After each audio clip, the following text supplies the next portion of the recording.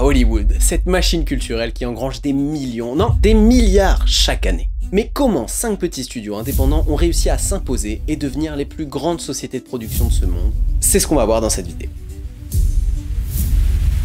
Bienvenue, moi c'est Théo Moon, sur cette chaîne on parle de cinéma. Il y a pas mal de contenu qui va arriver en décembre, donc je vous invite à suivre tout ça. Avant d'en arriver à ces énormes blockbusters que l'on connaît et que l'on adore presque tous, Hollywood était un simple ranch dans la ville de Los Angeles, détenu par un couple d'entrepreneurs qui avaient fait fortune dans l'immobilier. Mais ils en voulaient encore plus. Alors ils se mettent à vendre des petites parcelles de leur terrain, et petit à petit, Hollywood se construit et devient rapidement la capitale du cinéma, grâce à un ensemble de facteurs clés. Déjà, son climat ensoleillé toute l'année, quasiment 365 jours par an, ça fait beaucoup, qui permet alors de faire des tournages à l'extérieur quasiment tout le temps, mais aussi une grande diversité des décors naturels, la proximité avec des grands centres urbains, et surtout, l'absence de contraintes légales. D'ailleurs, ça me rappelle une histoire un peu dingue avec Thomas Edison, qui envoyait des espions sur les tournages pour vérifier que les films se faisaient bien avec le matériel qu'il avait créé. Mais je pense que ça fera le sujet d'une prochaine vidéo parce que c'est une histoire de dingue. Bref, tout ça, ça a favorisé la distribution et la créativité des studios. En plus de ça, l'émergence des stars du cinéma a attiré un public passionné et établi la renommée d'Hollywood comme le lieu où les rêves se réalisent.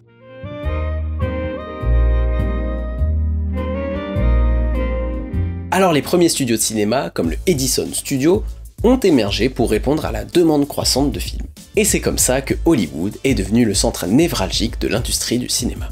Faut pas oublier qu'à l'époque, le cinéma c'est avant tout un art nouveau, donc la plupart des réalisateurs sont avant tout des artistes aventuriers qui explorent des nouveaux genres, et ils découvrent rapidement que les gens sont fascinés par les histoires. Le public adore les drames, les tragédies, et aussi les comédies qui deviennent de plus en plus présentes à cette époque. Des salles de cinéma en plein air ont commencé à fleurir dans tout le pays, qui attirait des foules émerveillées de toutes les couches de la société. Les salles de cinéma sont rapidement devenues des lieux où, le temps d'un film, toutes les inégalités s'effaçaient et le peuple se réunissait. Le succès des films muets a catapulté des acteurs comme Charlie Chaplin, Buster Keaton ou encore Mary Pickford au statut de véritables stars internationales. Ils sont devenus des icônes et ont grandement contribué à cette légende du cinéma. Hollywood était en train de devenir une industrie à part entière, et pourtant, ce n'était que le début de l'épopée du Big Five. Depuis ses débuts, le cinéma américain est plutôt orienté dans une logique de capitalisme et de monopole. En gros, on veut faire un max de thunes et on veut être les seuls. Et dans les années 1910, un petit groupe de 5 producteurs s'installe à Hollywood en suivant cette perspective. Ils forment ensemble les premiers studios de cinéma. Et ces 5 mecs, qui étaient concurrents à la base, avaient chacun leur propre vision et leur propre personnalité. Mais ils avaient aussi un même objectif: dominer l'industrie du cinéma. Et parmi ces 5 grandes maisons de production, je suis sûr que vous en connaissez au moins 4. Adolph Zukor a fondé la Paramount Pictures, Louis Mayer de la MGM, Jack Warner, Warner Bros, Daryl Zanuck de la 20th Century Fox. Et le dernier, c'est nul autre que Joseph Kennedy. Oui, le père du futur président JFK, et qui a fondé la société RKO. Et si vous connaissez pas la société, c'est normal, ils ont mis la clé sous la porte en 1959. Ils ont donc choisi de s'allier afin de former le Big Five. Derrière cette alliance, plusieurs idées. Déjà, la puissance économique. Parce que tous ensemble, ils pouvaient partager les coûts de production des films, de distribution et de marketing.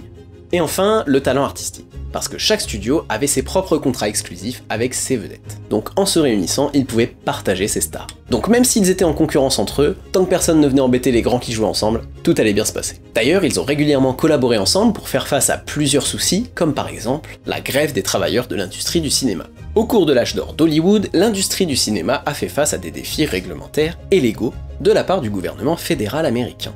Certains films étaient accusés de contenir des images controversées ou jugées moralement inacceptables. Et le Big Five a rapidement compris que ça allait leur poser pas mal de problèmes. Et on va voir si vous suivez bien la chaîne, ensemble ils se sont alliés pour créer le... Allez, un petit indice, le Hays Code. Si vous voulez plus d'infos autour de la censure qu'a connue Hollywood à cette époque, je vous invite à regarder ma vidéo, parce que c'est vraiment un sujet super intéressant. Et enfin, le partage des technologies de production. Ensemble, les 5 studios se sont alliés pour pouvoir faire de la recherche et du développement autour des nouvelles technologies. Alors évidemment, travailler entre concurrents, on l'a vu, ça a des avantages, mais ça a aussi, et surtout, des gros inconvénients. Sans ces acteurs phares, le cinéma ne serait rien. Le Big Five ne serait pas ce qu'il est sans ces stars légendaires qui ont illuminé l'écran. Le génie du Big Five reposait en grande partie sur leur capacité à créer des stars. Ces studios ne se contentaient pas de découvrir les talents, ils construisaient de véritables légendes. Ils avaient la main mise sur leurs stars et contrôlaient absolument tout, de leur rôle à leur image publique et même parfois leur vie personnelle. Prenons l'exemple de Judy Garland.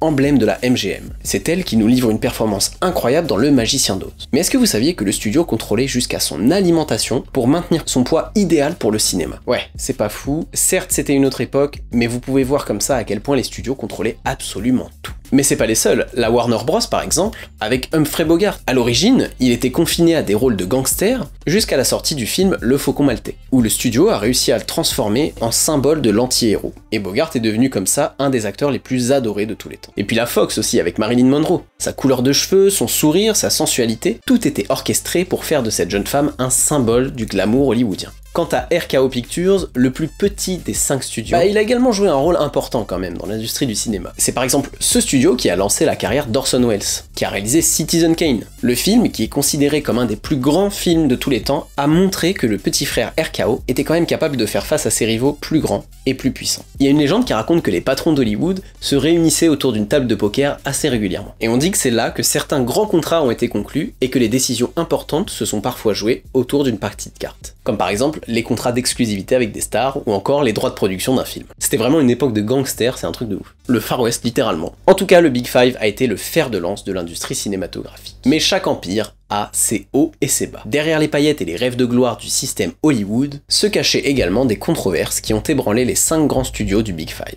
Les contrats à long terme, les pressions exercées sur les artistes et la quête du profit ont finalement failli avoir raison d'eux. Pour commencer avec les contrats, il faut savoir que les artistes signaient des clauses avec les studios qui les obligeaient à plusieurs choses. Comme par exemple, la durée des contrats.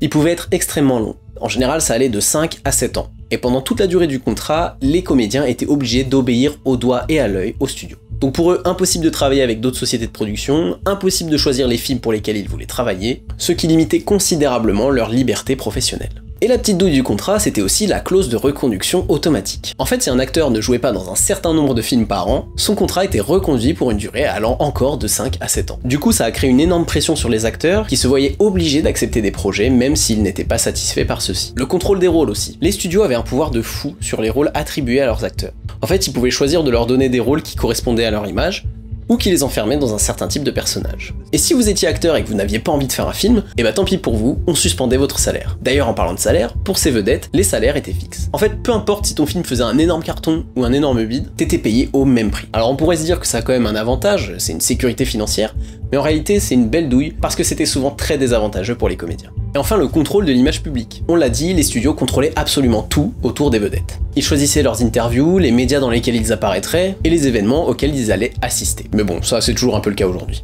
Du coup, il y a plein d'acteurs qui se sont retrouvés prisonniers de ce système qui les empêchait de travailler avec d'autres studios ou de négocier des rémunérations équitables. Et les studios étaient en concurrence intense pour obtenir l'exclusivité de certaines vedettes. Il y a même des anecdotes assez ouf qui disent que certains studios enfermaient secrètement des stars dans des chambres d'hôtel jusqu'à ce qu'ils signent leur contrat. Et il y avait même certains acteurs qui avaient des doublons pour pouvoir s'enfuir et échapper au studio. C'est quand même une époque de ouf. Les studios étaient également réputés pour leur exploitation des jeunes talents. Certains acteurs et actrices, souvent très jeunes, étaient recrutés pour jouer dans des films, mais étaient très souvent mal protégés face aux pressions de l'industrie. Certains ont été victimes de harcèlement, et d'autres ont été contraints de se conformer à certaines normes strictes des standards hollywoodiens. Les rivalités entre les studios ont souvent conduit à des guerres médiatiques, et où les acteurs étaient utilisés comme des pions pour renforcer l'image de certains studios. Alors c'est grave passionnant et il y a des histoires de ouf, donc si ça vous intéresse, dites-le moi en commentaire parce que je peux vous en raconter des dizaines. Et malgré le monopole de ces grands studios, ils étaient souvent en proie à des crises financières. Les coûts de production élevés, la Grande Dépression des années 1930 et les pressions concurrentielles ont entraîné des difficultés économiques. Et on le disait tout à l'heure, c'est le cas de RKO Pictures qui a dû mettre la clé sous la porte dans les années 50. Et même si l'émergence de la télé dans les années 50 a bouleversé l'industrie du cinéma, le Big Five reste quand même globalement maître dans l'audiovisuel. Mais l'histoire du cinéma ne s'arrête pas là, car de nouveaux acteurs, de nouvelles technologies et de nouvelles idées vont émerger pour façonner le futur de l'industrie du cinéma. Voilà pour ce qui est de l'histoire du Big Five, je ferai probablement une suite dans les prochains mois, mais en attendant, abonnez-vous pour voir les prochaines vidéos d'ici là.